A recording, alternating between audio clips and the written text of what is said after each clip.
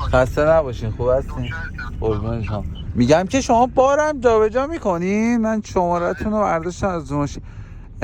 بعد فردا هستین جسارتا؟ فردا هستین؟ فردا دوش ظهر و اینا. بعد این والا یه شماره در رو ماشین برداشتم حقیقتا. والا یه چند تا گوسفند حقیقتا میخوام بره شهریار. گوسفند برای شهریار.